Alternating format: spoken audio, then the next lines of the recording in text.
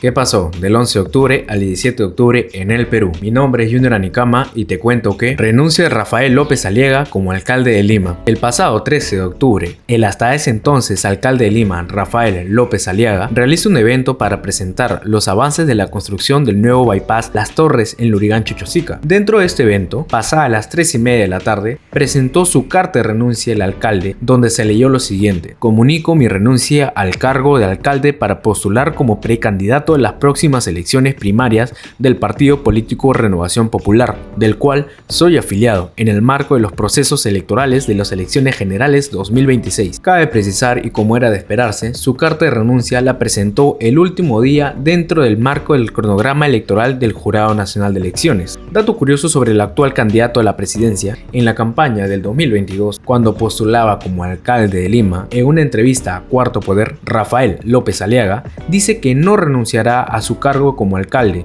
Según sus propias palabras, Rafael dice: yo aseguro que me quedo los 4 años. Y en otra entrevista, cuando se le vuelve a preguntar sobre su futura renuncia y postulación como presidente, dice que su mayor respaldo es su palabra, ya que según Rafael López Aliaga, mi palabra vale oro. Aquí solo me cuestiono algo: o el señor tiene una fuerte tendencia a mentir, o su palabra simplemente no vale un centavo. Y para terminar este punto, ¿cuáles fueron las obras realizadas durante su gestión y en qué situación deja la Municipalidad de Lima la salida de Rafael López Aliaga? En su discurso realizado el 12 de octubre menciona más de 200 obras realizadas y concluidas, pero la realidad es que gran parte de estas obras son obras menores y obras con inauguraciones apresuradas y un sabor a un enfoque de un cierre simbólico. Aquí un resumen de lo que dijo versus la información que se tiene referente a ello. Esto con respecto a sus obras, pero ¿cómo deja Lima? Rafael López Aliaga deja Lima con una deuda de más de 3.500 millones de soles, de acuerdo a un reporte realizado por el Ministerio de Economía y Finanzas. Ya para terminar, a Rafael López Aliaga se le estaría investigando por presunta vulneración a la neutralidad. Un informe de los fiscalizadores de la Jurado Electorales Especiales de Lima Centro 1 mencionan que durante la rendición de cuentas del 2025 se habría usado con fines vinculados al partido Renovación Popular, el cual pertenece Rafael López Aliaga. Incendio en Pamplona. El pasado 11 de octubre, cerca a las 6 de la tarde, se reporta la explosión de fuegos artificiales cerca de un almacén en Pamplona Alta, en el distrito de San Juan de Miraflores.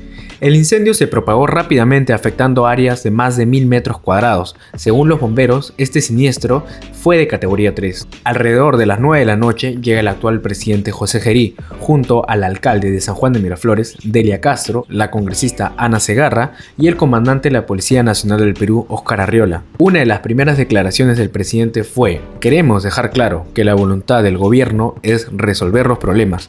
Queremos que sientan que el Estado está con ustedes.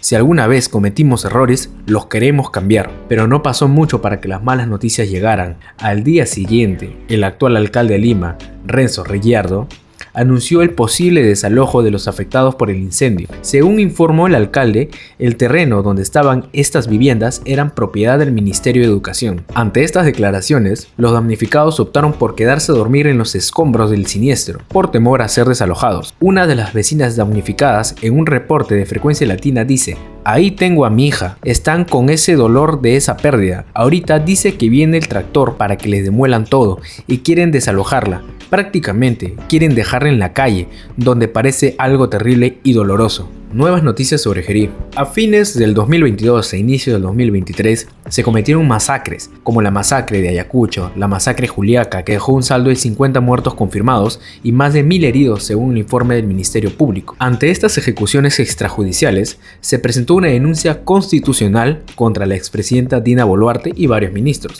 Aquí una imagen de la lista de los denunciados en el documento de la denuncia constitucional 509. Los denunciados son Dina Boluarte, Pedro Angulo, Luis Otárola, César Cervantes, Jorge Luis Chávez, Víctor Eduardo Rojas y Vicente Romero Fernández. Ante esto, quien en ese entonces era congresista, José Gerí, presenta el informe final de dicha denuncia. Dato curioso, este informe final ya no se encuentra en el portal del Congreso, pero aún se puede encontrar en internet. En resumen de las 58 páginas de este informe, José Gerí blinda a Dina y a los ministros, sugiriendo archivar el caso, dado que no existen elementos probatorios suficientes para corroborar que los denunciados estaban enterados de las acciones cometidas por los policías al momento de realizar las masacres. Cito textualmente un fragmento del informe que fue desarrollado por José Gerí. Si bien, como jefa de Estado, le corresponde velar por la legalidad del accionar del Ejecutivo, no se ha acreditado que haya tenido control operativo ni conocimiento concreto de los eventos de represión desproporcionada en tiempo real. En simple, dice que Dina no sabía nada, y así con los demás denunciados. Al final de su informe, José Gerí recomienda archivar la denuncia. Además de blindar a Dina, el viernes 17 de octubre, en un artículo de Hildebrand en sus 13, menciona que se tendrían pistas nuevas sobre el caso del tráfico de influencias y presunto soborno que involucra a José Gerí. $2.000 para Gerí para aprobar la ley en el Congreso. Es una frase entre un alto funcionario de la PCM y un asesor congresal. Lo último que se sabe es que el fiscal Carlos Ordaya, jefe del EFICOP, ha pedido seguimiento a esta pista nueva. Solo para recordar y no olvidar quién es nuestro flamante presidente José Gerí. José Gerí votó a favor de las leyes pro delincuencia. Nuevo gabinete. El pasado 14 de octubre juramentó el ahora nuevo gabinete ministerial de José Gerí, un gabinete que llega con muchos cuestionamientos. ¿Y cuáles son estos cuestionamientos? Para empezar, quien encabeza este gabinete, el premier Ernesto Álvarez, cuenta con 6 denuncias en el Ministerio Público y 2 por presunta violación sexual. A esta se le suma la reciente denuncia puesta el 17 de octubre por el asesinato de Eduardo Ruiz en la Marcha Nacional. Además, Álvarez terruqueaba a los manifestantes. En un post publicado por su cuenta oficial el 28 de septiembre, dice que la generación Z es heredera del MRTA. Solo para cerrar con el perfil de quien ahora es nuestro premier Ernesto Álvarez, antes de que cerrara sus cuentas, se logró capturar algunas de las cuentas que Ernesto Álvarez seguía y aparentemente tenía una pequeña afinidad con los pies. Y continuando con los demás integrantes del nuevo gabinete, el nuevo ministro de Defensa, César Díaz, tiene 2 denuncias por violación familiar y acoso, además de ser condenado en el 2022 a 3 años de prisión por exceso de funciones. La ministra de Economía y Finanzas, investigada por la Contraloría y Fiscalía. El ministro del Interior, Vicente Tiburcio, denunciado también por el asesinato de Eduardo Ruiz en la marcha del 15 de octubre. Nuestro ministro de Justicia y Derechos Humanos tiene una denuncia archivada por presunto abuso de autoridad. El ministro de Vivienda, Construcción y Saneamiento, Wilder Cifuentes, tiene 5 investigaciones fiscales por contaminación ambiental, negociación incompatible y favoritismo en contrataciones. La ministra de la Mujer y Poblaciones Vulnerables, Sandra Gutiérrez Cuba, cuenta con 3 sentencias por no depositar AFPs de sus trabajadores. Y esa es la flamante lista del gabinete que acompaña a José Gerí en este estado transitorio. Reposición de Dely Espinosa. Vamos a hacer un recuento de qué ha pasado con Dely Espinosa. El caso de Dely Espinosa como fiscal de la Nación inicia el 12 de junio del 2025.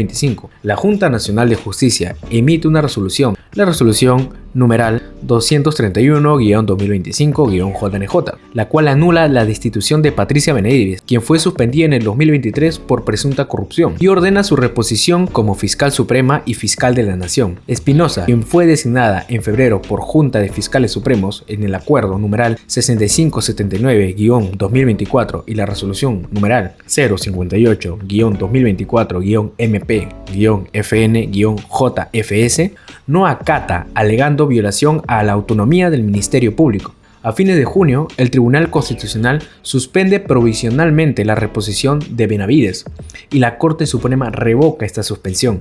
En paralelo, Espinosa investiga a la JNJ por abuso de autoridad. A esto, la JNJ, de julio a septiembre, abre un procedimiento disciplinario contra Dely Espinosa por desobediencia e instigación, y el 20 de septiembre suspenden a Dely Espinosa por 6 meses. A esto Espinosa anuncia amparos, y el 13 de octubre, el 9º Juzgado Constitucional de Lima, el juez Juan Fidel Torres Tasso, declara fundada medida cautelar en amparo de Espinosa. Con ello suspende efectos de resolución numeral 231-2025-JNJ y el procedimiento disciplinarios. Establece designación de Espinosa como fiscal de la Nación y ordena a la Junta Nacional de Justicia reposición en 5 días hábiles, sin retroactividad hasta sentencia definitiva. A esto, la Junta Nacional de Justicia planea notificar restitución el 21 de octubre, un día antes del plazo establecido. Y esto realmente es una dilatación para que Dely Espinosa regrese al cargo. A la fecha de emitido este episodio, Dely Espinosa aún no ha asumido su cargo oficialmente. Marcha del 15 de octubre. El pasado 15 de octubre se realizó la marcha a nivel nacional, la cual fue iniciada por la llamada Generación Z. Departamentos como Lima, Chachapoyas, Arequipa, Huancayo, Cusco, Huaraz, Trujillo, Iquito, Huánuco, Cajamarca, Ayacucho, Puerto Maldonado, Piura, Chimbote y Ucayali participaron de esta marcha desde las 4 de la tarde. El departamento con mayor confrontación evidentemente era Lima, dado que los manifestantes querían llegar hasta el frontis del Congreso para hacer notar su voz de protesta por todos los actos de corrupción, las amenazas, las extorsiones, la delincuencia y la inseguridad ciudadana que vienen viviendo durante todo este periodo. La marcha se llevó de forma pacífica hasta que cayó la noche. A eso de las 7 de la noche empezó la represión policial, según comenta la Defensoría del Pueblo. Pero, ¿a qué se debe esta represión si se supone que esta es una marcha pacífica? Aquí hay varias opiniones. Una aseguran que se inició luego de que manifestantes quemaran un violín de cartón en el frontis del Congreso y prendieron fuegos artificiales. Otros manifestantes aseguran que habían ternas dentro de la protesta que empezaron a lanzar objetos a la policía y a derribar las rejas. Con ello la policía empezó a reaccionar y luego se desencadenó en agresiones entre ambos grupos. Indiferentemente de quién iniciara este suceso, aquí hay dos puntos importantes. Si bien un grupo de manifestantes logró acercarse al frontis del Congreso, otro grupo no logró acercarse y fue reprimido a lo largo de la noche por la Policía Nacional del Perú para que no tuvieran acceso a la avenida Bancay. Y según la fiscal de la Nación, Dely Espinosa, la Policía Nacional del Perú no puede cercar ni cerrarles el paso a los manifestantes porque es un derecho constitucional. El otro punto es la desproporción del uso de armas. Yo estuve presente y ayudando con la desactivación de las bombas lacrimógenas y los policías, en el afán de no dejarnos avanzar hacia la avenida Abancay, lanzaban bombas lacrimógenas de forma indiscriminada y a lo lejos podías escuchar cómo se disparaban los perdigones, cuales decían los policías que no estaban usando a lo largo de la noche y a lo largo de la represión de la marcha. Pero al final esta es mi opinión, esta es la opinión de alguien que vivió esa noche, que estuvo presente a lo largo de la noche. Vayamos a los hechos puntuales. La marcha dejó una persona asesinada, Eduardo Mauricio Ruiz Sáenz, de 32 años, quien fue asesinado por un policía, y esto lo confirmó Óscar Arriola en una rueda de prensa. Pero retrocedamos unas horas antes. En la mañana, el ministro de Interior, Vicente Tiburcio, niega la presencia de policías en la Plaza Francia, fue donde ocurrió este asesinato, y también niega la presencia del grupo Terna en la marcha. Pero entonces, ¿por qué Óscar Arriola da una versión que desmiente la versión que dio nuestro ministro del Interior? Primero empieza a salir evidencia en redes sociales donde se muestra claramente efectivos policiales del grupo Terna ayudando a la policía con la detención de manifestantes, como también imágenes donde se ve cómo policías cubren a presuntos ternas alistándose para infiltrarse en la marcha. Además, un periodista de ATV reveló que la Fiscalía especializada en derechos humanos había accedido a videos de una cámara de seguridad frente al lugar de los hechos donde ocurrió el asesinato, y es ahí donde se identifica al agente policial que asesinó a Eduardo Ruiz Sáenz. Este agente policial es Luis Magallanes. Solo por este hecho es que Óscar Arriola no le queda otra opción que aceptar la responsabilidad policial. Luis Reyes Rodríguez es otro herido por el impacto de un proyectil lanzado por la policía. Este proyectil impacta en la cabeza de Luis. Luis llega inconsciente al hospital Loaiza y lo inducen a coma para poder salvarle la vida, dado que este impacto dañó parte de su cerebro. La tía de Luis salió a medios a informar que su sobrino se encuentra grave y ha perdido parte del cerebro que no va a poder recuperar. A todo esto, el presidente José Gerí, durante toda la noche y por su red social X, solo actualizaba los heridos de la policía. Al día siguiente, se presenta una moción de censura a la mesa directiva encabezada por José Gerí. Moción que fue rechazada con 20 votos a favor, 63 votos en contra y 4 abstenciones. Cabe mencionar que para el momento de las votaciones ya se sabía que el asesino de Eduardo Ruiz era un policía, pero aún Óscar Arriola no había salido a medios a pronunciar y confirmar lo que ya en redes se estaba soltando, se estaba informando. ¿Y quiénes fueron quienes apoyaron y rechazaron esta moción de censura? Los mismos de siempre. Y por favor, no olviden estos logos: Fuerza Popular, APP, Podemos Perú, Renovación Popular y muchos otros más que ustedes lo están viendo ahorita en pantalla. A todo esto, y el jueves por la noche apareció el presidente del Consejo de Ministros, Ernesto Álvarez, para anunciar que el gobierno va a entrar en un estado de emergencia en Lima Metropolitana y que las medidas y restricciones aún se encuentran en preparación, y añade que no descarta la posibilidad de un toque de queda. Es curioso que estas medidas contra la inseguridad seguridad ciudadana sean tomadas luego de que se evidencia la multitudinaria asistencia de manifestantes y que la que para hoy, sábado 18 de octubre, se está organizando. A todo esto, la congresista Patricia Chirinos, de Renovación Popular, se pronunció por la marcha y menciona lo siguiente: sabemos que el dinero para esta marcha viene de Puno, viene de Bolivia, viene de Evo Morales, viene de Maduro. Sabemos que es un plan de la izquierda. Para cerrar, el viernes 17 de octubre, el presidente José Gerí y Óscar Arriola participan en una ceremonia de reconocimiento a la Policía Nacional en el RIMAC, luego de los eventos ocurridos en la marcha del 15 de octubre, añadiendo que serán premiados con una canasta de víveres. Mientras se daba esta ceremonia de reconocimiento a la Policía Nacional del Perú, sale a la luz que en la madrugada del 17 de octubre, 2 policías fueron hallados en un hostal con 2 menores de edad.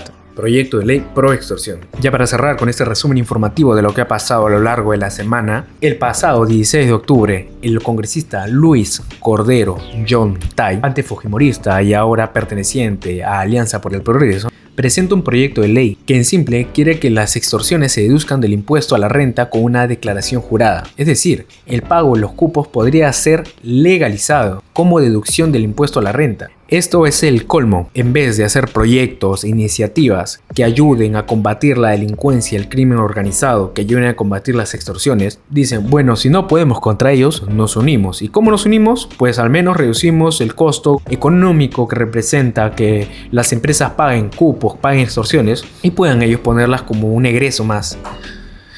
Y estas fueron las noticias más importantes del 11 de octubre al 17 de octubre en el Perú. ¿Qué opinas respecto al nuevo gabinete del presidente? Las acciones que está realizando el nuevo presidente. ¿Ya estabas enterado? ¿No estabas enterado? Déjamelo saber en la caja de comentarios, comparte la información y gracias por acompañarme en esta tarde de sábado. Nos vemos en el próximo sábado con más información. Chao, chao, chao.